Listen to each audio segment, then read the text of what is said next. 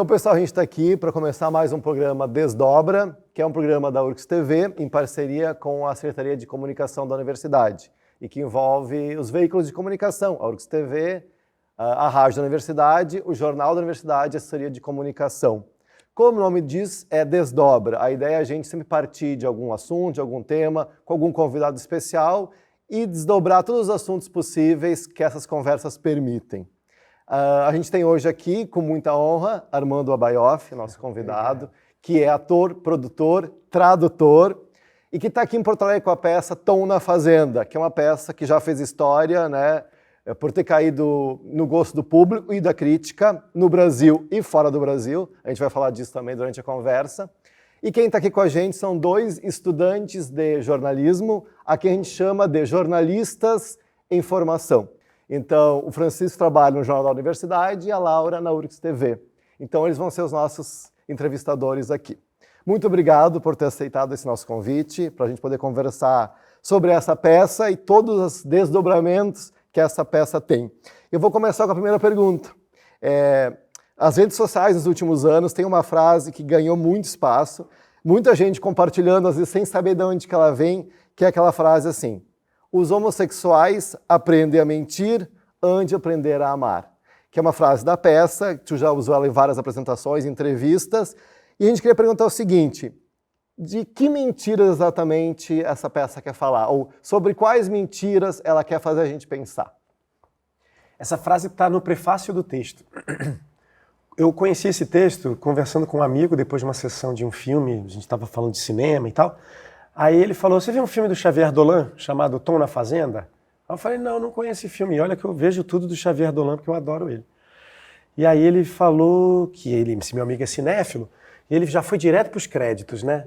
Ele estudou comigo na Martins Pena. Ele falou: não, você não sabe da maior. Nos créditos eu vi que é baseado numa peça de teatro. Eu falei: então nem quero saber a história, nem me conta. Vou procurar o texto na internet. Achei o texto. Na mesma noite eu comprei um arquivo digital, li no computador, e quando eu comecei a ler, eu já vi que de cara tinham 4 personagens. Ali, para quem produz teatro, já pelo amor de Deus, que seja bom, que seja bom, que seja bom, que seja bom. Porque é o número perfeito, né? E aí no prefácio, o autor, o Michel-Marc Bouchard, ele fala sobre as ausências. Ele fala sobre aquele que não está mais aqui, que é uma referência direta à história da peça. Mas ele fala sobre essa pessoa que não está mais aqui. Quem é esta pessoa? Ela tem rosto? Não tem rosto? Ela é só um número?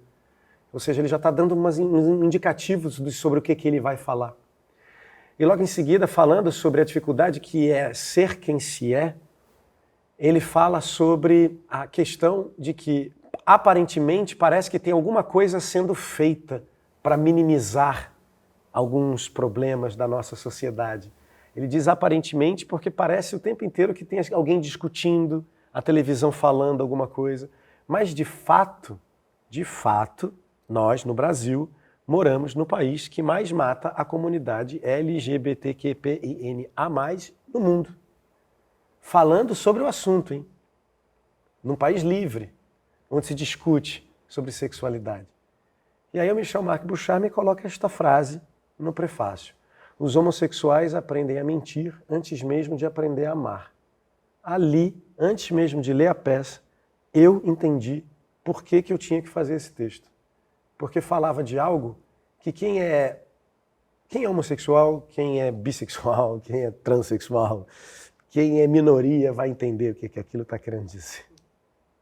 Assim, sem precisar se explicar muito. É uma frase lapidar, né? Pá! A verdade é essa. Sobre o que a peça quer falar com relação a isso, é aí que eu acho que o texto, depois de 8 anos, eu só consigo falar isso agora, olhando para a trajetória das coisas, é nesse momento que eu entendo a universalidade de um texto que foi escrito no Canadá e que no Brasil está em cartaz até hoje, há 8 anos. O porquê desse sentido? Por que tem esse sentido todo no nosso país?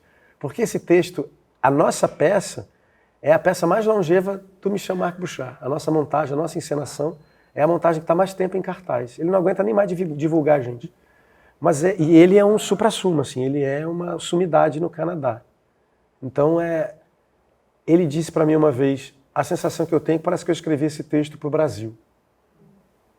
Então, por que a gente está tanto tempo em cartaz no Brasil? Por que tanta gente assiste? Por que tanta gente fala dessa peça? Porque ela comunica. Aqui, em Porto Alegre, no Rio de Janeiro, em Garanhuns, no estado de Pernambuco, em Fortaleza, em Recife, em Paris, em Bruxelas, na Suíça. Na Suíça, que a gente acha que não tem problema nenhum. Ela está comunicando. Porque para além desta frase, tem muita coisa no meio disso tudo. Que eu acho que, a começar pelas relações familiares, que eu acho que o público já é fisgado logo de cara nesse lugar, das relações familiares. Porque no fundo, aí que eu acho que é o grande barato dessa peça. Já que tu já tem essa perspectiva de poder olhar para trás e pensar sobre todos os métodos e tudo que vocês desenvolveram e significam, eu gostaria de voltar ali, de quando você pegou esse material. E em uma entrevista ao canal Arte 1, tu menciona que todo o dinheiro que tu conseguia através de contratos, rescisões, tudo que entrava, tu direcionava para a produção de peças. Tu mergulhava e eu quero saber, quando tu mergulhou com tudo na produção do Tô na Fazenda, tu já imaginava a repercussão que teria ali logo no início, quando você pegou o texto, viu ali os 4 personagens que te fascinaram? Cara, eu sou filho de uma costureira que tem a 4ª série. Meu pai faleceu recentemente, meu pai era formado em Direito, mas não chegou a trabalhar como advogado. Meu pai foi, a maior parte da vida, vendedor, autônomo. Eu conheci teatro aos 11 anos numa escola pública no Rio de Janeiro. Apesar de ser pernambucano, eu me mudei para o Rio de Janeiro pequeno. E eu conheci teatro aos 11 anos numa escola pública em Jacarepaguá.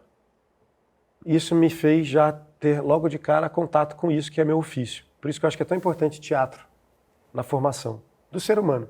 Assim, quer ele queira ser ator ou não, quer ser atriz ou não, mas eu acho que é importante, porque o teatro, no fundo, é um museu da humanidade, né? O teatro é o museu da humanidade. Nesse momento em que a gente está convivendo tanto com inteligência artificial, onde a gente duvida das imagens, o que você não sabe se aquilo é real, se não é.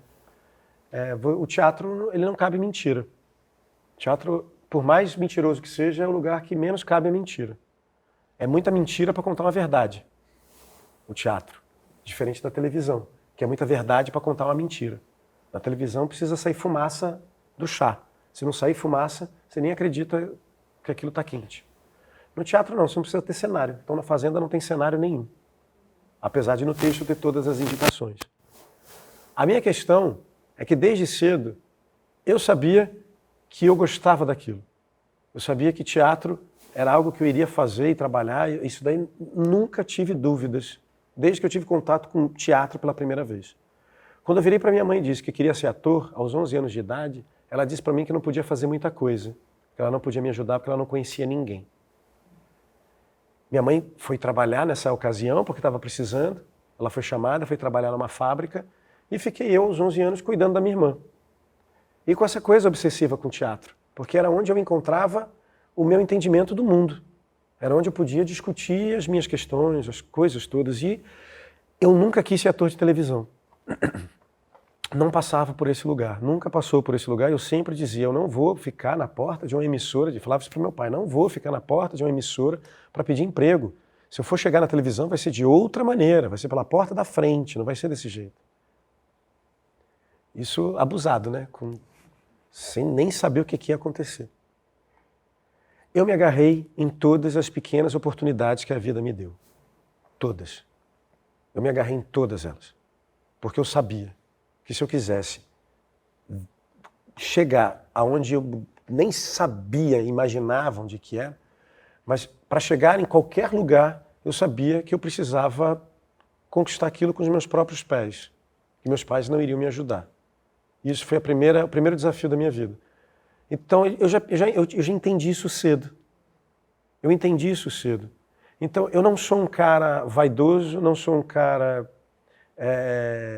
que deslumbrado.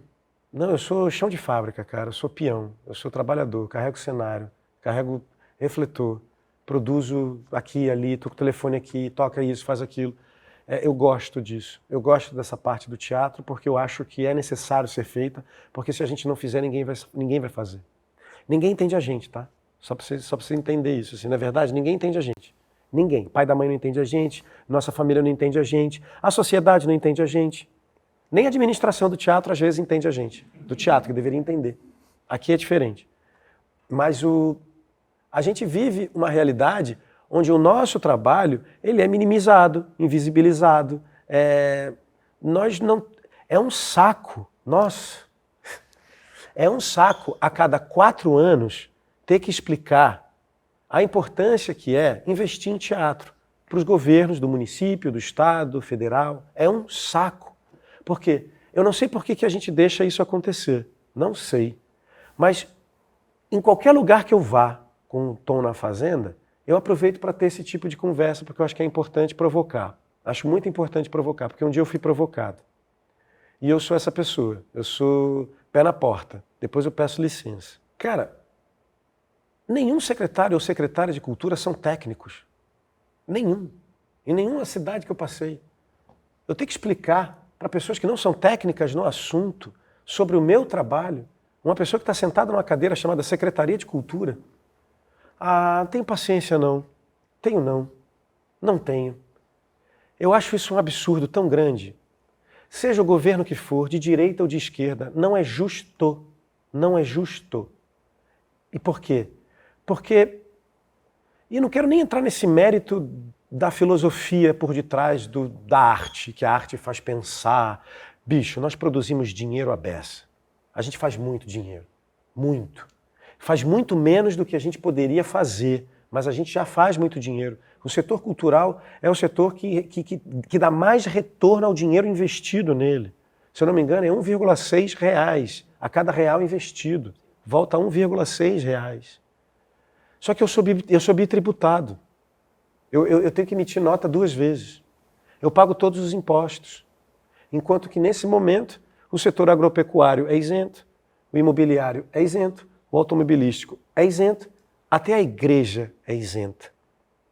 Por que eu tenho que pagar uma passagem aérea cheia para poder trabalhar?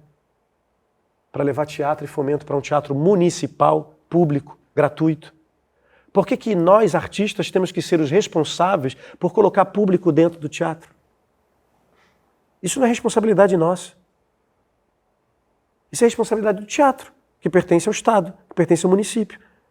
E aí colocam nas costas do artista todas essas dificuldades como se nós fôssemos os responsáveis por fomentar o público de uma cidade. Não, cara, nós não somos. Nosso trabalho é criar. Nosso trabalho é criar. Se o público vai jogar tomate na gente, que seja no palco, jogando tomate na gente. Mas não dessa maneira. Quando você pegou o texto ali e se debruçou sobre o que ele ia representar para ti, e quando tu colocou os olhos e sentiu, você já tinha isso em mente? Você já pensava, vou mergulhar e vou fazer acontecer, amparado por todos esses...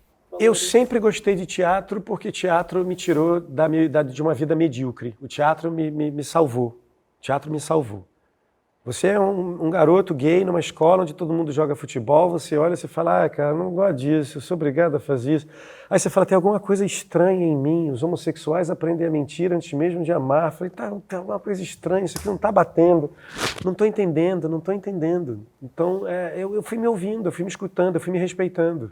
Eu fui entendendo de que maneira eu poderia existir. E aí quando eu encontro essa peça, os deuses do teatro, eles te obrigam. Você tem que fazer isso aí. Caiu no meu colo. Pá! Sabe quantas vezes isso acontece na vida de uma pessoa? Isso é muito raro. E aí você tem que entender a raridade da coisa. Porque a raridade da coisa só acontece depois. Porque no primeiro momento, é o edital que você ganha, que você tem que cumprir 2 meses de temporada, beijo, acabou o dinheiro, tchau. O que você faz depois? O que faz depois que uma peça estreia? Por maior dificuldade que seja de ganhar edital, porque é difícil demais, o que você faz com uma peça depois que você estreia? Ninguém ensina isso pra gente. Mas uma coisa, vocês vão concordar comigo. Ninguém abre uma padaria para fechar em 2 meses. Alguém abre um empreendimento para fechar em 2 meses? Alguém abre um restaurante para fechar em 2 meses? Alguém vai investir o seu tempo e a sua vida para falir? Não, você quer que aquilo aconteça. O que é que eu tenho para vender? Ingresso. O que é que eu faço? Vendo ingresso. O que é que eu preciso fazer? Vender ingresso. E aí é que entra a planilha do Excel. Porque eu preciso entender se vale a pena viajar, ir para ali, ir para cá, ir para lá, se paga, se não se paga. Às vezes é preciso investir, porque tudo é investimento. A gente sabe, é preciso investir. Essa peça eu coloquei dinheiro do meu bolso. Por que eu coloquei dinheiro do meu bolso? Porque eu não ia deixar de participar do Festival de Avignon. Eu coloquei na minha cabeça que eu não ia deixar de participar do Festival de Avignon. O Festival de Avignon é a maior feira de teatro, junto com Edimburgo, do planeta. As duas são datadas de 1947, e se vocês são de teatro e não sabem, procurem saber, porque é a feira que regulamenta o nosso setor no planeta. A gente tem um planeta nas nossas mãos. A gente consegue vender ingresso agora pela internet. A gente consegue fazer controle de tráfego aqui do Brasil para vender ingresso em Paris. Por que eu não vou querer acessar o mundo? Por que isso só pode ficar restrito ao cinema ou à música? Por que o teatro brasileiro não tem essa participação no exterior? Porque não há suporte. A gente só precisa de suporte. Eu não preciso que ninguém me diga o que eu tenho que fazer. Por favor, editais, não me digam o que eu tenho que fazer. Isso a gente já faz. Isso a gente já faz. Peças que tratam de assuntos delicados, já fazemos. Peças que discutem 500 situações de 500 tipos de preconceitos, a gente já faz isso. Eu não preciso de um edital dizendo o que é que eu tenho que fazer. Não preciso. O que eu preciso dos governos é suporte. Não diga o que é que o artista tem que fazer. Então eu tenho uma certa implicância com a maneira como a gente produz teatro hoje em dia, porque eu vejo que todos nós estamos reféns. E a gente não discute isso. E a gente não fala disso. O que é que a gente faz? A gente só levanta a mão para o céu e agradece. Obrigado, edital. Vamos sentar aqui para preencher. Vamos adequar, tem que adequar, porque o edital está pedindo que tem que adequar. Tá tudo errado, cara. Tá tudo errado. O que eu quero com Tô na Fazenda é falar de business. Eu quero falar de negócio. Tô na Fazenda, sem patrocínio, está em cartaz há 8 anos. 480 apresentações, mais de 130 mil pessoas assistindo essa peça, no Brasil, no Canadá, na Suíça, na França e na Bélgica. Estou tentando em agosto para Edimburgo, para a maior feira de teatro do planeta. O que é participar de uma feira dessa? Participar de uma feira dessa para nós de teatro é ir para a Olimpíada, é ir para Cannes, é ir para Los Angeles, para o Oscar. Só que a gente não está lá por quê? Aí você vê a internacionalização do teatro brasileiro. Estão levando peças para fazer uma apresentação e a gente volta. Vai ali, sei lá, Buenos Aires e volta, Colômbia, volta. A gente não tem nenhum festival no Brasil que não seja em si mesmado. Todos os festivais internacionais da gente, eles nascem e morrem ali. Não tem nenhuma perspectiva desses festivais exportarem espetáculos de teatro para fora do Brasil e nem dos programadores desses festivais virem para cá assistir as peças para poder levar as peças para lá. Então, para falar disso que você está falando, de investimento do próprio bolso, eu preciso te dizer, no Brasil, a gente funciona através de leis de incentivo de cultura, seja estadual, municipal ou federal. A mais conhecida delas é a Lei Rouanet. Nenhuma dessas leis nos autoriza a captar recursos para ir para o exterior. Todo recurso captado através dessas leis você tem que utilizar na sua cidade, no seu estado ou no seu país. Ou seja, a gente já não tem um incentivo. Você faz um filme, Ainda Estou Aqui. Ainda Estou Aqui foi selecionado para o Oscar, foi selecionado para Cannes, foi selecionado para o festival, sei lá, de cinema do Canadá, Toronto. O cinema conseguiu se organizar. O cinema conseguiu se organizar a ponto de dizer quantos nós somos, quantos empregamos, quanto dinheiro fazemos. O teatro, não. Nós somos muito mais do que o cinema. Isso eu lhe garanto. Porque senão estaria todo mundo trabalhando no cinema. Só que está todo mundo trabalhando no teatro. No Brasil, de norte a sul, do leste a oeste. Está todo mundo no teatro. Teatro, cara, não consegue competir com nada. Você está em cartaz com a sua peça, bateu um produtor de elenco, beijo, gente, bota um standinho aí, vamos ensaiar. Ali. O teatro não consegue competir com nada. Nada. Nada. O que eu estou fazendo com essa peça é justamente quebrar e subverter essa lógica e esse pensamento. De que o que eu preciso é de suporte. Eu preciso levar a peça para o Festival de Edimburgo.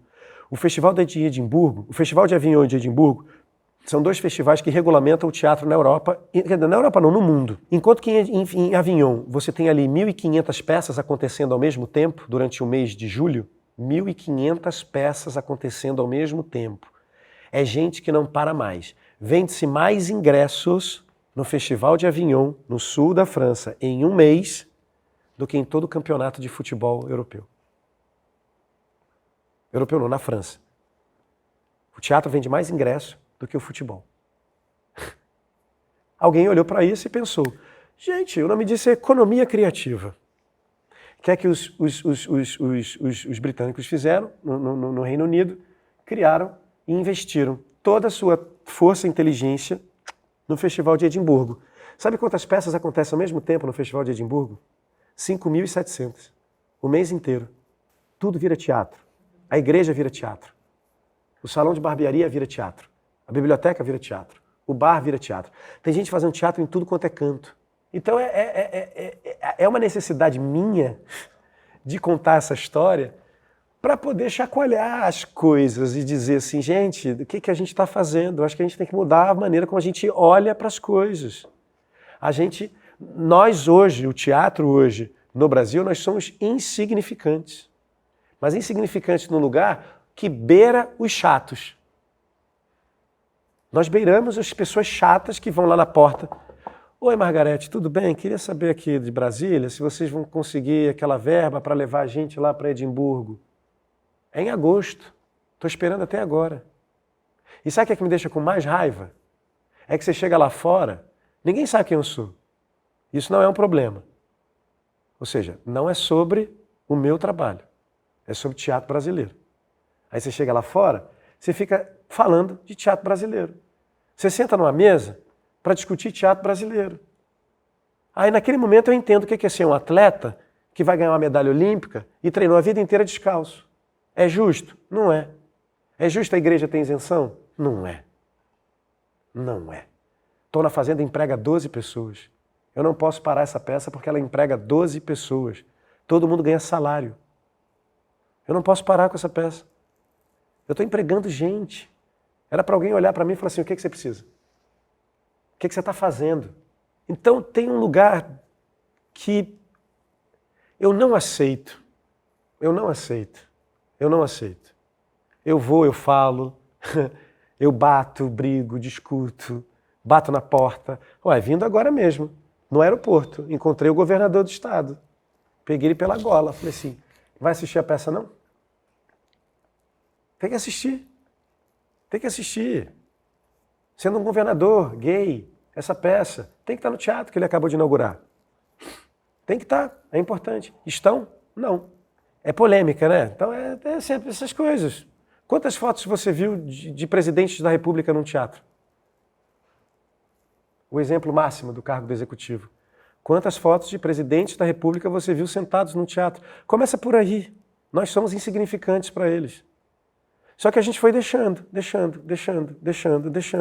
E eu não concordo, eu não aceito. Eu acho que a gente tem uma possibilidade de fazer dinheiro, e quando eu falo de dinheiro, eu estou trazendo o exemplo do Festival de Edimburgo.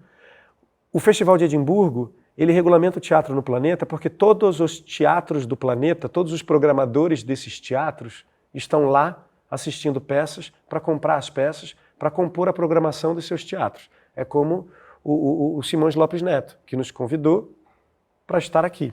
Ou seja, a curadoria, quando pensou nesse projeto de inauguração, falou, não, queremos trabalhos que sejam representativos, tarará. Quais são? Estão na Fazenda. Isso é um trabalho de curadoria. Nos convidaram. Essa pessoa que faz a curadoria, essa pessoa viaja o planeta procurando peças de teatro. Você vai para Edimburgo para se apresentar, sabe para onde? Para a Ásia. Você sai de Edimburgo com contratos assinados para se apresentar na China, Singapura, na Nova Zelândia, na Austrália, no Japão. E aí eu peguei a minha rescisão de contrato na Globo. Eu estava sendo processado pelo Mário Frias na ocasião, que eu chamei ele de racista no Twitter. Estava sentindo na pele essa coisa de ser perseguido. Imaginando que se Bolsonaro ganhasse, se já estava ruim, ia ficar muito pior. Entendendo o conselho do Sérgio de que se eu gastasse esse dinheiro para levar a peça até mesmo para São Paulo, que era o meu objetivo, Ele falou, você vai ficar em cartaz 2 meses, você não vai ganhar dinheiro, você vai empatar o que você gastou e tchau. Por que você não leva a sua peça para Avignon? Eu falei, você vai gastar a mesma coisa. Você está falando sério? E aí foi a grande maluquice. Isso começou em janeiro, em julho a gente já estava indo. Mas sem saber de nada. O Sérgio tinha uma certa experiência, mas o Sérgio sempre foi para Avignon e para Edimburgo de maneira institucional. E aí, quando você se movimenta, as coisas todas se movimentam junto. Eu lembro o dia que eu comprei 8 passagens aéreas para Paris, assim. Eu tive que fazer um cartão de crédito que eu nem tinha, porque eu não tinha aquele limite para fazer aquela compra. Me lembro que eu estava tremendo quando eu fiz a compra. Eu levei um dia inteiro para fazer essa compra, porque eu achava que estava errado toda hora alguma coisa. Toda hora eu achava, ai meu Deus, eu botei um CPF errado, aí eu voltava tudo de novo. Ai meu Deus, botei um negócio errado. Falei, meu Deus, isso aqui vai bater, esse dinheiro eu não tenho para pagar, meu Deus. Comprei as passagens, compramos tickets de trem, alugamos o teatro, contratamos as pessoas. A gente ainda não tinha chegado em Avignon, mas só o fato da gente ter movimentado isso tudo fez com que a gente descobrisse uma pessoa que não existe no Brasil, esse profissional, que é o difusor cultural, é o empresário da peça. É ele que conecta a produção com os teatros. É ela que escrevia e dizia, você tem que assistir uma peça chamada Tom na Fazenda, tem que assistir uma peça chamada Tom na Fazenda. E a gente estava num teatro que não ficava nem dentro de Avignon. Nós estávamos fora da cidade murada, num teatro que era numa biblioteca, dividindo o espaço com outros 7 grupos. Nós tínhamos hora para entrar, a peça começava às 9 da noite, era o último horário. A peça tem 2h20 de duração, terminava 11 cacetado, até desmontar. Ninguém acreditava que a gente fosse colocar uma pessoa naquele teatro. E aí, os homossexuais aprendem a mentir antes mesmo de aprender a amar. Eu resolvi escrever uma carta, contando o porquê que a gente estava indo. E aí essas coisas que a gente não sabe onde é que vão dar, e que a gente tem que estar pensando nisso o tempo inteiro, o desdobramento disso, desta carta que eu escrevi, a difusora cultural pegou a minha carta e, sem me perguntar, disparou a carta. A carta chegou nas mãos de um diretor de teatro em Paris, que ligou para ela imediatamente e disse, eu quero esta peça na programação do meu teatro. A gente não tinha ido nem para Avignon. A gente não tinha feito nem a primeira apresentação. Eles nos convidaram para fazer uma temporada de 24 apresentações em Paris. E aí você vem me perguntar se eu imaginava que a peça ia ter essa história? Aonde que num quarto de Copacabana, traduzindo esta peça, usando um dicionário, Google Tradutor, pegando a versão em inglês da peça, olhando para aquilo tudo, sem dinheiro, sem perspectiva, sem trabalho, é óbvio que eu não fazia a menor ideia. Porque não nos dão a chance de você sonhar. Se Avignon não tivesse acontecido, a gente não teria ido para Paris, não teria tido críticas de jornais e críticos incríveis, nós não teríamos sido assistidos pela Comédie Française, pela Cartoucherie, pelo Teatro l'Odéon de Paris. Nós, em Paris, viramos uma coisa de que as pessoas falavam, o que está acontecendo? Eu me lembro de uma aluna de teatro da Sorbonne, que me pegou no final da peça, para dizer que a professora dela estava falando mal da gente na faculdade. Eu falei, nossa, eu ganhei uma vida agora. Ela está falando mal da gente na Sorbonne. Na Sorbonne ela está falando mal da gente. Por quê? Ela disse, vocês falam alto, vocês gritam demais. Eu falei, obrigado. Agradece a ela. Aí depois ela virou para mim e falou assim, quando ela me disse que a peça não era boa, ali eu entendi por que eu tinha que assistir. Tu falou dessa figura, dessa, que fez circular essa tua carta ali, né? Que é uma figura que não tem no Brasil, assim, por exemplo. O que mais tu percebeu enquanto um possível gestor, né? Que afinal de contas tu também é um gestor, né, no Brasil. Essa experiência no exterior, em vários países, em vários lugares, o que tu mais ou menos percebeu de como deveria ser a gestão da cultura ou do teatro no Brasil, por exemplo? O que a gente tem mais próximo com a Europa é o Sesc. O que a gente tem de mais próximo, e mesmo assim, anos-luz de distância, é o Sesc. É um pouco parecido. O teatro lá faz parte da comunidade. As pessoas frequentam o teatro porque o teatro não é só teatro. O teatro, ele tem restaurante. Você chega no teatro antes e janta, ou acaba a peça e janta. Os atores jantam no teatro depois da peça. Aqui a gente não tem ponto de encontro. Onde é que é o ponto de encontro dos artistas de teatro de Porto Alegre? Onde é que vocês conversam? Então como é que se organiza? É aqui, é no Rio, é em São Paulo, é em Recife, é em Fortaleza, é em São Luís do Maranhão. Não tem. A gente não se organiza. Os sindicatos não funcionam. Os sindicatos funcionam só para outra coisa. Eu não sou sindicalizado, mas sou registrado, sou profissional.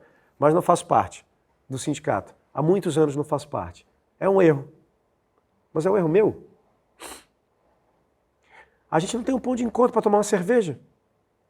Vai falar de sindicato? Então é aí que começa.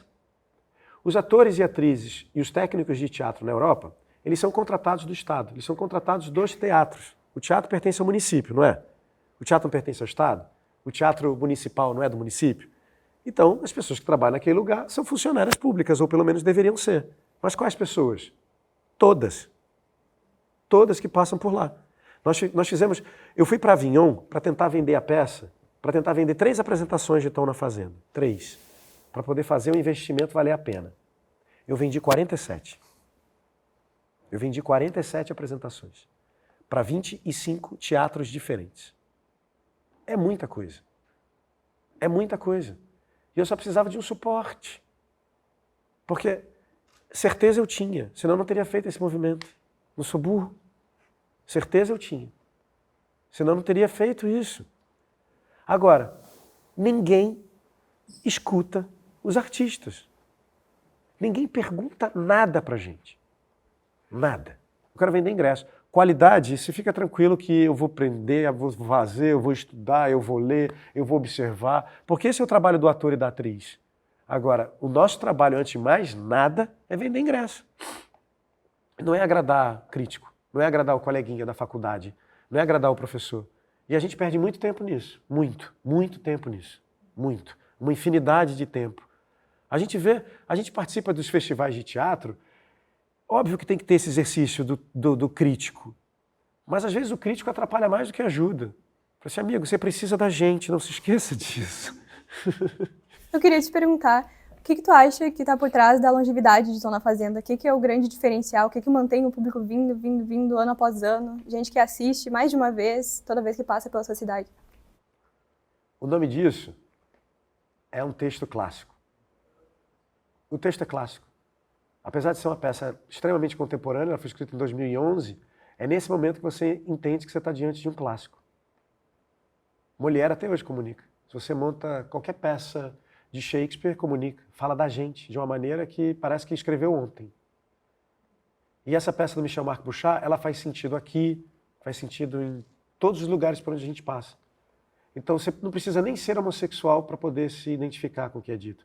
E isso é que eu acho mais interessante. Estamos aqui falando de uma peça de longevidade, de 8 anos, e tarará, tarará, tarará. Gente, é um drama gay. É um drama gay.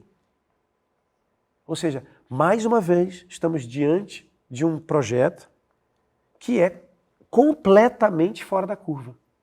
E não é completamente fora da curva porque ele é especial. Não. É porque ele tem especificidades que se você olha para aquilo, você fala, essa peça é nichada, horário alternativo, terça e quarta.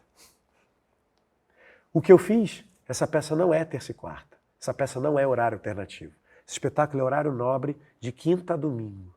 Não vou fazer essa peça em horário alternativo. E não fiz.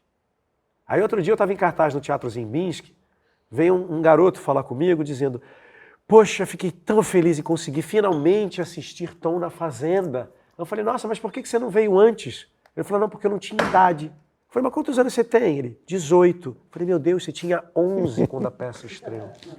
Ou seja, olha quantas gerações eu já me comuniquei. Quando eu tiver meus 60, 70, 80, 90 anos, são essas pessoas que vão pagar minha aposentadoria.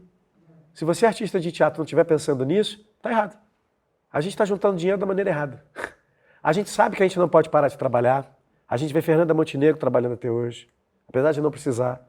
Mas a gente sabe, a gente vê a quantidade de colegas que trabalham e não. A gente não tem férias, a gente não tem folga, a gente não tem final de semana, a gente não tem batizado, a gente não tem aniversário, a gente não tem nada. Se você não capitaliza isso para o seu futuro, isso tudo que você está fazendo é continuar esperando o telefone tocar quando você tiver 60, 70, 80.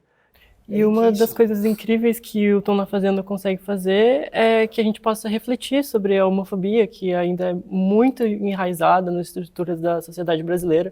E só retomando o que você tinha dito antes sobre assassinatos, por exemplo, o Brasil, em 2023, ele registrou 214 assassinatos motivados por homofobia e por transfobia, segundo uma pesquisa da Agência Nacional de Segurança Pública. O que tu, enquanto pessoa queer, acredita que o Tom na Fazenda possa representar para a comunidade? Primeiro, significou muito para mim. Eu já fui me assumir para minha mãe aos 36. Eu já fazia peça. Os homossexuais aprendem a mentir antes mesmo de aprender a amar. Então, artisticamente era a resposta que eu precisava para enfrentar algumas questões que eu precisava enfrentar na vida. E teatro é isso, teatro é cura. Teatro é cura. Para quem faz e para quem assiste. É uma experiência coletiva. E aí, essa comunhão faz com que as pessoas não se sintam sozinhas quando elas estão sentadas ali. Dificilmente um desavisado entra para assistir Tom na Fazenda, tá?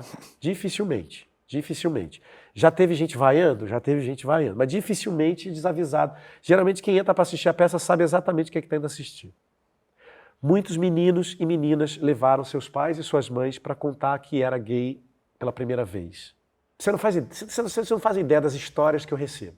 São cartas de pessoas que têm dificuldade até hoje de contar para os pais. São senhores que viveram uma vida inteira sem poder contar para alguém e hoje são pessoas solitárias, extremamente solitárias, e que assistem Tom na Fazenda 8, 9, 10, 11 vezes. O recorde é 18. De quem? De um menino do Rio de Janeiro. Ele te contou. Rafa. Ele avisa. Tem uma mãe e uma filha. Ela é professora de biologia. E a filha dela, Thaísa. Elas sempre assistem Tom na Fazenda, a primeira e a última sessão. Elas compram sempre no mesmo lugar. Eu entro em cena e já vejo elas. Só não dou tchau. Mas mais do que ter a compreensão, eu tenho a sensação. Eu sinto que causa alguma coisa. Que causa em mim. Causa em mim. Então, se causa em mim, causa no outro. Então, eu sei da responsabilidade que esse trabalho tem no que diz respeito às discussões sobre homofobia. Mas não é só sobre homofobia, que é aí que eu acho que é o mais legal, que tem a ver com o que você me perguntou sobre o texto ser um clássico. Qual é a representação do patriarcado no Brasil? Qual é a maior representação, a representação máxima do patriarcado no Brasil? Uma fazenda. A mais arcaica representação do patriarcado no Brasil é uma fazenda. Quiçá no mundo, talvez, né? Os feudos, os homens, os coronéis, né? A vaca que mata porque quebrou a pata, mata. Não pode isso, não pode aquilo, engole o choro. A fazenda tem essa representação máxima do patriarcado. Então o que eu acho mais interessante no Tom na Fazenda é porque apesar da homofobia ser o motor, né, o fato que aconteceu e que determina o presente dos personagens, no fundo, a homofobia faz parte dessa discussão anterior, que é o patriarcado, que é o Brasil. Então aí é que eu acho que mesmo as pessoas sem terem essa clareza, elas sentem, elas sabem, elas reconhecem no personagem o primo, o tio, o irmão, o pai. Elas se reconhecem no meu personagem. Eu queria entender o que essa peça desperta em ti, porque o próprio autor do texto original disse que a montagem brasileira é um pouco mais violenta do que as outras montagens com as quais ele teve contato. Até que ponto isso foi uma escolha tua ou consequência da montagem ser brasileira e ser adaptada para o público brasileiro? A pequena adaptação que eu fiz no texto foi tirar as referências geográficas, climáticas e culturais do Canadá, porque eu, como artista, eu sempre impliquei muito em logo de cara me distanciar do assunto. Me distanciar do tema, me distanciar da história, porque estamos falando de neve na Rússia. É lá, não é aqui. Tá, então vou assistir. Então quando você assiste uma coisa que você está olhando e reconhecendo que aquilo pode acontecer na sua cidade, você assiste aquilo já com outros olhos. Então isso de cara foi a primeira adaptação que eu fiz no texto. Depois vem Rodrigo Portela, o diretor, que tira todos os cenários. E ele falou, eu não quero cenário nenhum. Apesar de no texto ter todos os cenários. No texto tem a vala das vacas, tem o celeiro, tem a cozinha, tem o quarto. Tom na Fazenda é uma lona plástica que é dobrada, ela é desdobrada no começo da peça e revela um palco com uma argila seca.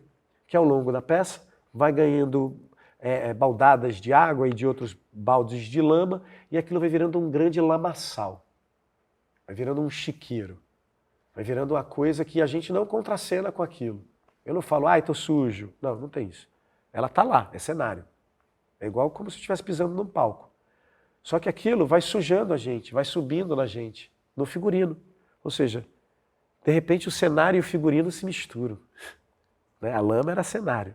Só que a lama agora está pintando o corpo da gente e está já no figurino. Está todo mundo da mesma cor. Todo mundo está meio barro. Está todo mundo meio ocre.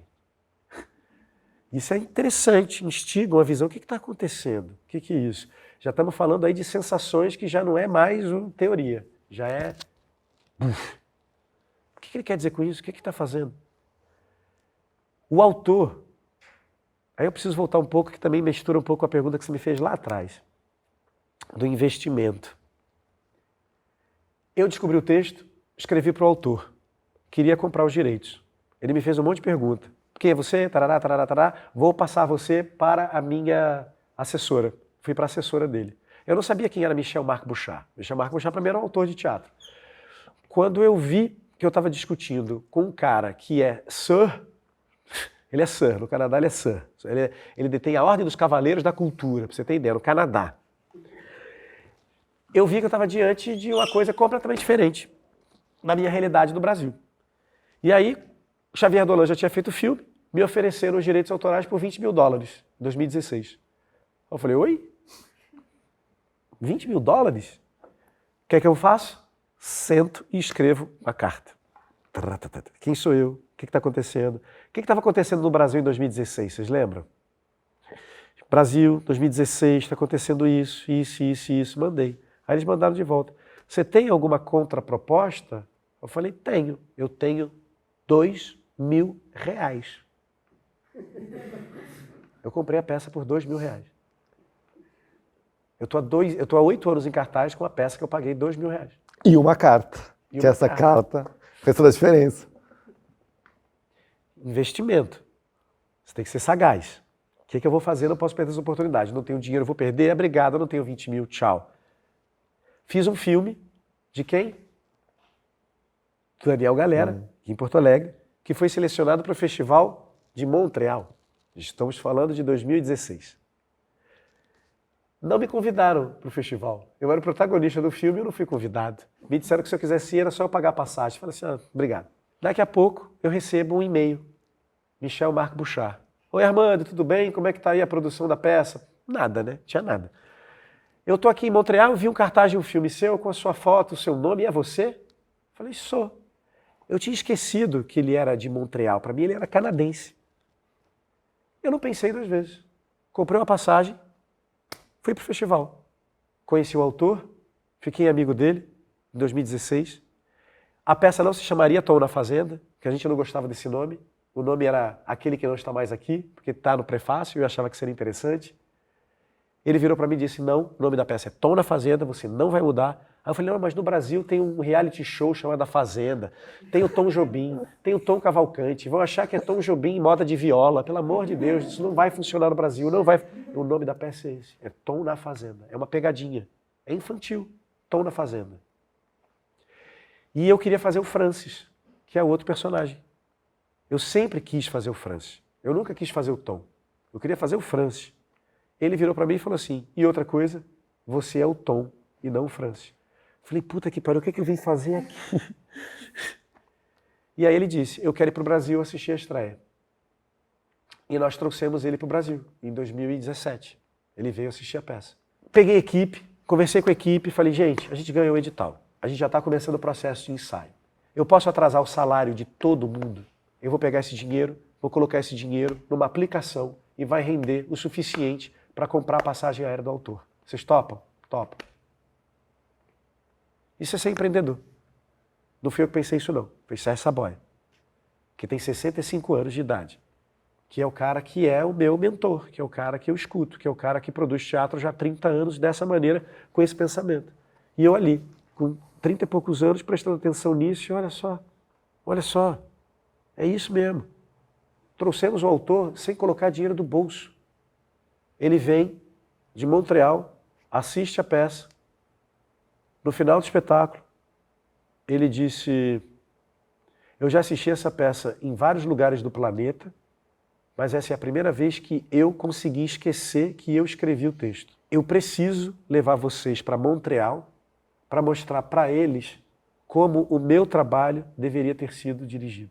Falando de ponto de vista e de espaços, queria entender se é uma escolha deixar caminhos em aberto com a peça, por exemplo, respostas que o público não recebe, porque eu sei que a peça é para provocar, conforme tu falou, mas, por exemplo, a mãe sabia ou não sabia do Tom e do filho dela?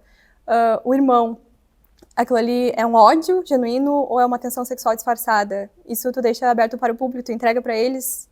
O Rodrigo sempre gostou do mistério. O Rodrigo fala muito pra gente que o que segura o público numa plateia é o mistério. Então, se você entrega tudo de mão beijada, é o mistério. A graça é o mistério. O mistério e as tensões. Pá.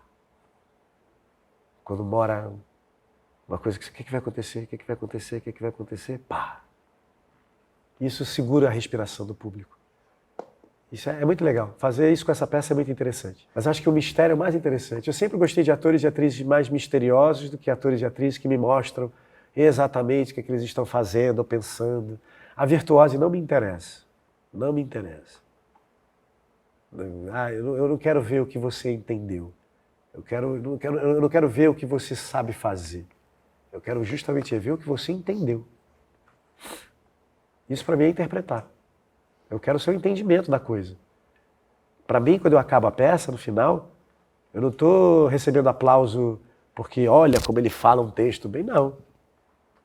É por todos os ônibus que eu peguei, por todos os livros que eu li, por todas as vezes que eu chorei, por todas as vezes que eu ri, por todas as vezes que eu gozei, por todas as vezes que eu perdi, por todas as vezes que eu fracassei, por todas as vezes que eu tive sucesso. Todos os meus personagens são isso.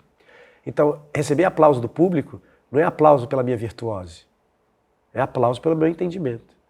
Ó, isso aqui é o que eu entendi nessa minha pouca vida a respeito disso. Isso é o que eu entendi e é o que eu posso dar para vocês. Porque entendimento você não inventa. Conhecimento você não inventa. Vivência você não inventa. Você não inventa. Ou você tem mundo ou você não tem mundo. Quem não tem mundo precisa se estapear, gritar, bater, chorar, mostrar, babar, salivar. Quem tem mundo sabe exatamente o que está fazendo. E eu sempre gostei de atores que têm mundo. Nunca gostei de atores... Eu gosto de gente que se suja. Acho que é por isso que eu faço a peça na lama. A corporalidade é bem presente na peça, né? Tu acha que essa Você me fisicalidade... perguntou isso. E eu não te respondi. Você me perguntou, desculpa te interromper. Você está falando da montagem brasileira. Da fiscalidade, da violência. Você foi uma escolha. Vou juntar as duas coisas aqui. A gente só entendeu isso quando foi para Montreal. Quando a gente chegou em Montreal, as pessoas falavam, meu Deus, essa peça é muito violenta, é muito violenta, é muito violenta, é muito violenta. E a gente, mas por que a gente faz da mesma maneira no Brasil e ninguém fala isso pra gente? A gente faz a peça do mesmo jeito no Brasil e ninguém vira pra gente e fala, meu Deus, que violência, que violência. Aí as fichas vão caindo. E aí é quando você tem o privilégio de ser um artista que experimenta uma outra cultura no palco. Porque a gente, quando turista, você experimenta a cultura na comida, na música, na dança, no museu, numa peça, que você vai e se coloca. Agora, como artista, estar num palco e reparar que o público não ri daquilo que no Brasil ri, por que não estão rindo disso? No Brasil todo mundo gargalha quando ele me chama de viado. A palavra no Brasil talvez tenha perdido a força. Por isso que talvez seja necessário me pendurar de cabeça para baixo. Para falar assim, caralho, é real. É real. Eles estão fazendo um negócio de verdade. Isso não é mentira. Só que, para eles, a cultura deles, as leis deles, chamar alguém de viado já basta. Já é violento demais. Aqui eu sou arrastado, jogado, bato em mim, me jogo no chão, estou todo lanhado, tenho arranhão na testa, tenho um roxo aqui no braço. E acho que isso mora nessa nossa percepção, pelo menos foi a percepção que eu tive. Por incrível que pareça, quando a gente viaja com a peça para o exterior, a gente dá uma aliviada na peça, porque ela fica impalatável, o público não aguenta. Nós estávamos na Bélgica, no meio da apresentação na Bélgica, uma mulher saiu da peça aos prantos, gritando, e e ela não sabia nem para onde ela estava indo, ela foi parar nos camarins do teatro. A nossa equipe técnica encontrou ela e deu água para ela, mas ela estava assim... Em Avignon, no Festival de Avignon, todo mundo dizia, se tem alguma peça para assistir, assistam os brasileiros. Que peça assiste? Os brasileiros, tem que ver os brasileiros, tem que ver os brasileiros. Aí encontramos um cara na rua que virou para mim e disse, eu preciso dizer uma coisa para vocês, vocês podem matar uma pessoa com essa peça. Então acho que tem um lugar ali que ela pega as pessoas. Na violência, na realidade, na crueza, na dureza. Uma crítica que eu li, não só sobre a peça, mas também em comum com o filme, foi que ninguém é assassinado, nem no filme, nem na peça, nem no texto, mas a sensação é de que alguém foi. Tipo, esse é o clima que passa, o clima de silêncio, de opressão, de tudo, de preconceitos, tudo junto. E eu achei curioso porque, enfim, são montagens diferentes. Mas alguém não morre? Alguém morreu antes, com certeza, mas durante, assim. Olha o spoiler que a gente não viu a peça ainda. Que ousada ela agora. Eu fiquei aqui assim. Mas é que ela viu o filme, né? Queria, inclusive, entender qual a tua perspectiva sobre o filme. Eu só fui ver o filme uns 4, 5 anos depois que a peça estreou. Eu não quis assistir o filme. E aí depois que eu vi o filme, eu posso dizer o que eu acho do filme. Acho que o filme... Eu acho que eles têm poucos problemas. Acho que o filme vai para Acho que a questão central do filme mora mais no thriller psicológico, no suspense, do que na questão social. Que eu acho que é o que pega mais aqui no Brasil. E aí eu acho que o filme é uma história. Aqui pega em outro lugar. Tem a história, que é maravilhoso, que o texto é muito bem escrito. Mas pega em outros lugares porque é nosso, é muito nosso. A gente se apropriou demais do texto. Eu queria voltar um pouco a essa questão dessa violência legitimada no Brasil, né, que é tão diferente de outros países, e voltar à questão do patriarcado, que a gente falou um pouco antes. Nesse último final de semana agora, a gente teve num dia 4 feminicídios, acho que foi 4, né? 6 feminicídios num dia aqui no estado. E em 4 dias, acho que foram 10, assim, uma coisa assustadora. Isso tem muito a ver com o lugar do homem na história da humanidade, né? Dessa fazenda, que na verdade sai da fazenda e vai para os centros urbanos. Enfim, esse lugar que o homem ocupa na história da humanidade. Tu acha talvez que se o homem fosse mais ao teatro, por exemplo, mudaria um pouco alguma coisa no mundo? Eu acho que se o homem engravidasse, mudaria muita coisa. Assim, rapidamente. Mas como não é a questão, eu acho que o teatro é uma ferramenta de educação. É um lugar que a gente pode se ver. É um lugar que a gente pode experimentar coisas sem precisar vivê-las. É o lugar da observação. É o lugar da comparação.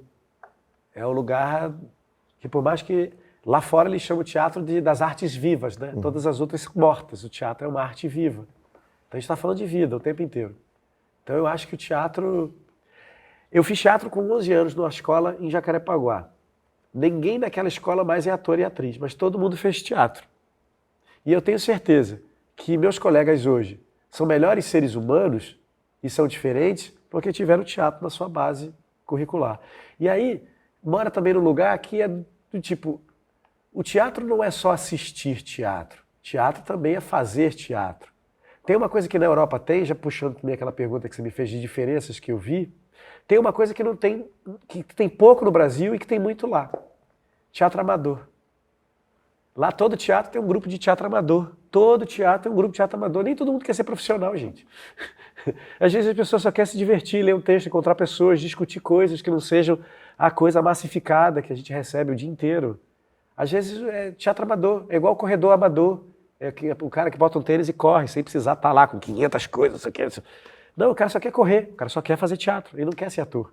Então a coisa que eu percebo é que lá fora tem muitos grupos de teatros amadores e aqui esse limbo. Né? Não sei se tem grupo de teatro amador aqui em Porto Alegre. Deve ter. Temos pessoas que se fazem uma comunhão disso, mas é para se divertir, acontece, mas... Não, e geralmente não é no teatro. Acontece em espaços alternativos, e isso inclusive é uma questão bem grande no Brasil, né? Teve uma pesquisa do Ministério da Cultura, do IBGE, perdão, eles levantaram que 30% dos municípios brasileiros têm teatros ou salas de espetáculo. E os que têm são extremamente centralizados. E nesse quesito, o que tu encontra de importante do teatro público na tua vida? Quando eu fazia Martins Pena, eu não tinha dinheiro para pagar ingresso para assistir peça. Se alguém me escreve numa mensagem no meu Instagram, ou alguém que consegue meu telefone e me escreve dizendo eu quero muito assistir a peça, pela minha história de vida eu sou incapaz de negar esse ingresso. Incapaz, porque eu sei a diferença que isso faz para uma pessoa que está em formação. Faz toda a diferença. Eu estava na Martins Pena, que é a escola de teatro mais antiga da América Latina. Ela fica no Rio de Janeiro, perto do Campo de Santana, e é a escola mais sucateada também. A escola mais esquecida. Mas é a escola mais tradicional. José Wilker já foi diretor, Joana Fon já foi diretora, Denise Fraga foi aluna. Essa escola foi a minha escola de vida. Foi a escola que me fez entender muita coisa a respeito da profissão. E uma vez eu estava saindo do teatro, indo para algum ensaio, alguma coisa, eu estava passando em frente ao Teatro João Caetano, no centro do Rio, ali na Cinelândia. Cinelândia não, perdão, o João Caetano fica na Praça Tiradentes. Eu encontrei o Marco Nanini saindo de um táxi e entrando no teatro. Eu corri atrás do Marco Nanini, fui atrás dele. Falei, oi, tudo bem? Ele ia estrear uma peça, eu sabia que ele ia estrear uma peça ali no João Caetano. Era A Morte do Caixeiro Viajante. E eu falei, queria tanto assistir o espetáculo, eu queria muito ver. Você conseguiria um convite, alguma coisa? Ele falou, você faz teatro? Eu falei assim, faço. Você estuda onde? Eu falei, na Martins Pena. Quantos vocês são? Eu falei, na turma, sei lá, deve ser uns 30 e poucos alunos. Ele falou assim, amanhã vai ter um ensaio aberto às 6 horas da tarde. Eu vou colocar o nome de vocês aqui, é só chegar. Eles fizeram um ensaio aberto para 30 e poucos alunos de uma escola pública.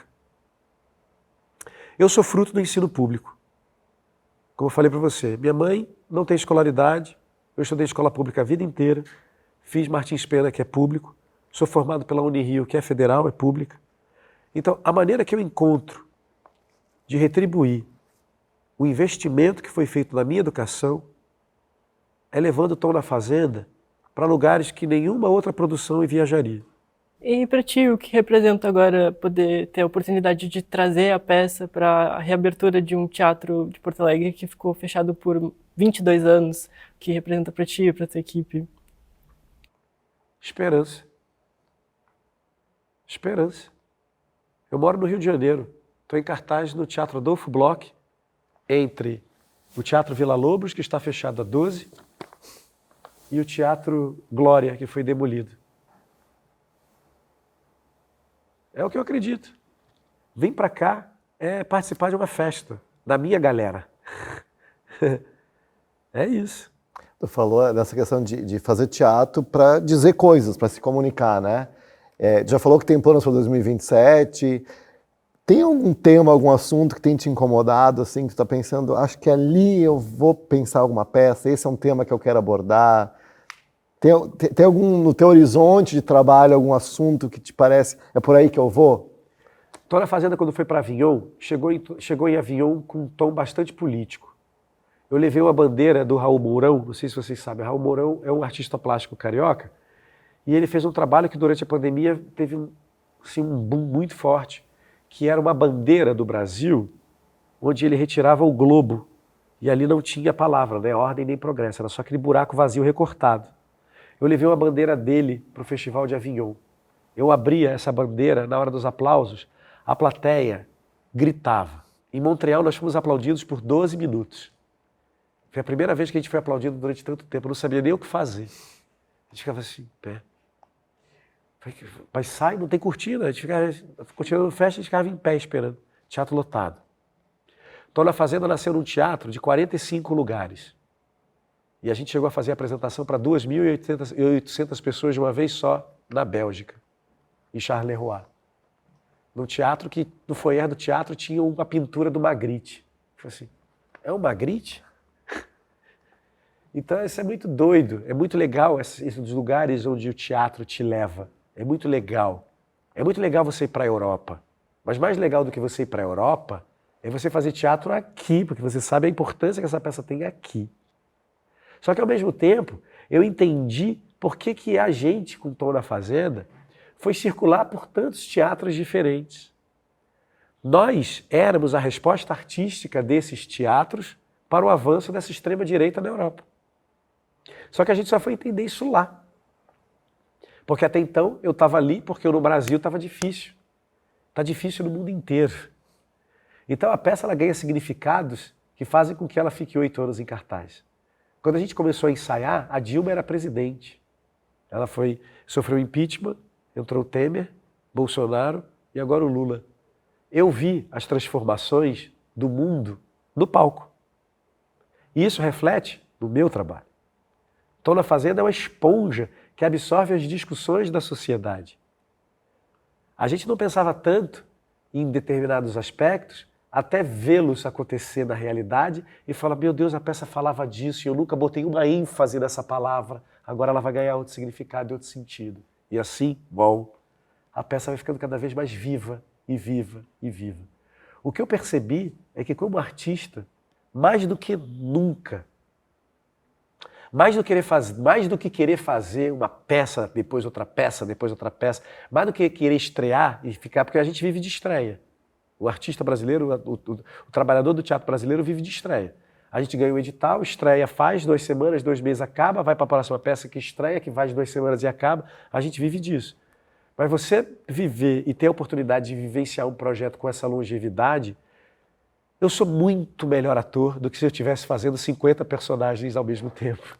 Eu sou muito melhor ator porque eu consigo, em um ser humano que não existe, ficar pensando e esmiuçando aquele ser humano, porque isso tudo eu vou aplicar depois nos outros personagens. Depois é fácil. Depois é muito fácil. Se meus colegas soubessem disso. Facilita muito a vida.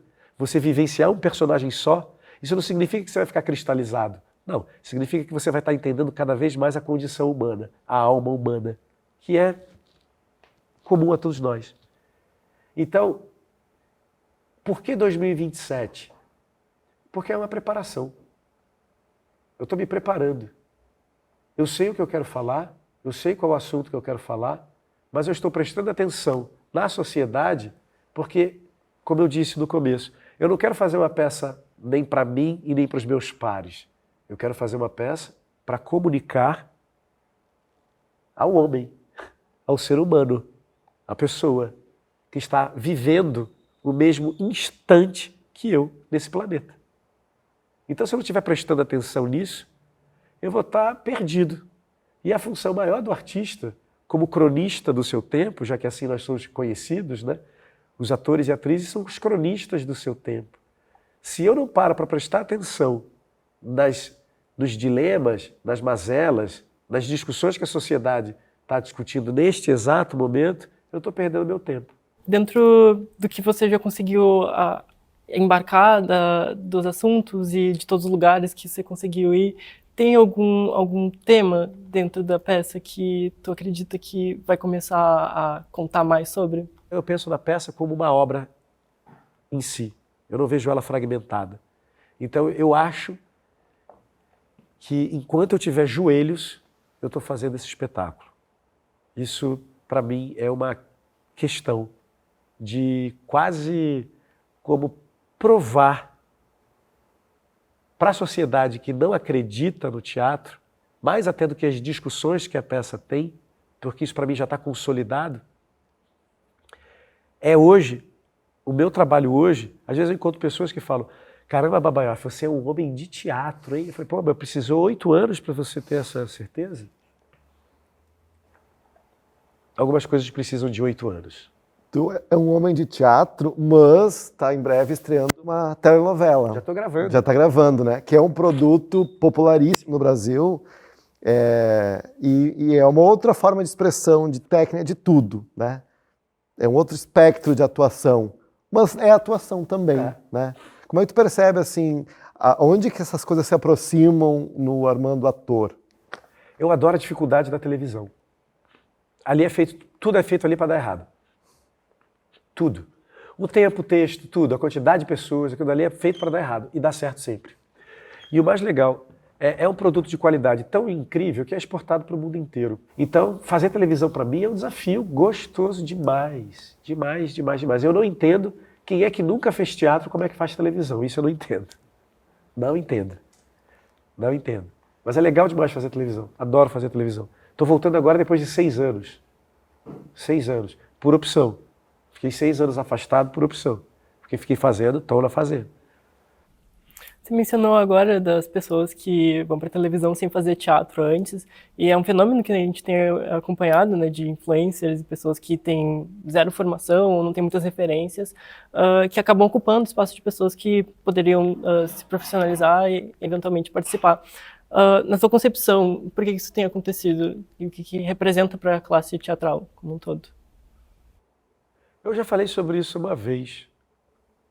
Para a classe teatral eu acho um abuso, porque são pessoas que usurpam de um espaço de pessoas que são tão talentosas e tão incríveis e tão capazes de executar aquele trabalho, é usurpado, é uma coisa meio... é feio. Mas a coisa que eu acho pior é ocupar um lugar tão sagrado, é ocupar para mim um lugar tão... A gente fala de deuses quando a gente fala do nosso trabalho. Ocupa um lugar tão sagrado do ofício e a grande maioria dessas pessoas que usam desse espaço não fazem absolutamente nada, nada em prol disso. Estão lá fazendo suas novelas, acabam de fazer suas novelas, até fazem um teatro bastante específico, comercial, mas que não convertem absolutamente nada para a classe teatral.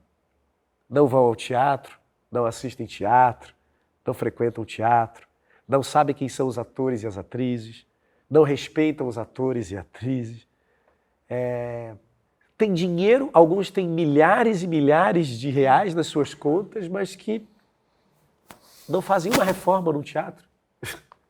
Eu não consigo entender. Usam daquilo, usam da fama que aquilo traz, usam aquilo tudo, mas que não trazem nada de retorno para o ofício.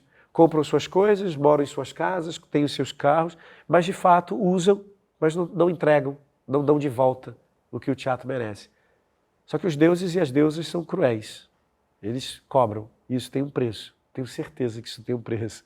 Mas isso me deixa com um pouco de raiva, porque eu vejo tantos amigos e amigas desempregados, vejo tanta gente precisando de emprego, ainda mais depois da pandemia, tanta gente. E aí acho um absurdo real, assim. Agora, a culpa é do influencer? Não. Foi ele que falou, vou pegar esse personagem para mim? Não, alguém chamou. Quem chamou? A indústria.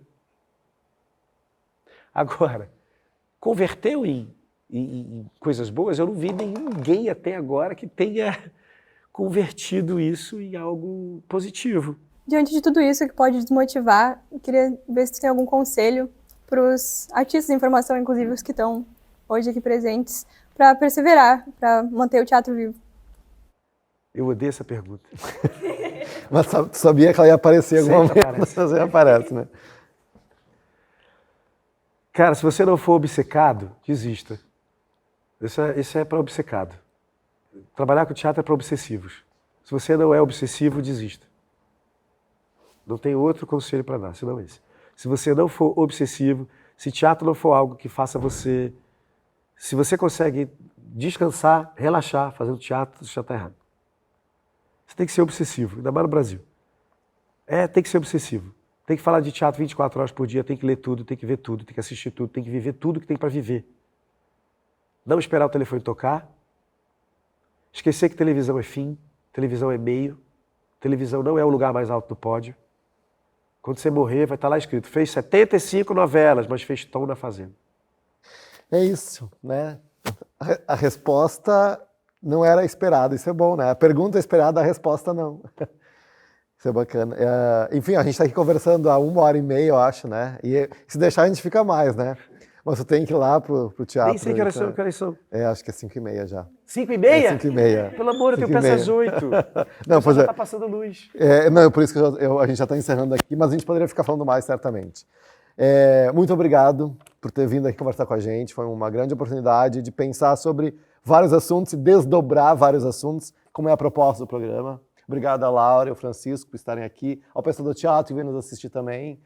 E, enfim, vida longa arte, todas as formas de arte, mas ao teatro, de modo especial, né? que é a arte mais viva, talvez, de todas, e a arte mais Wi-Fi que a gente precisa hoje em dia, né?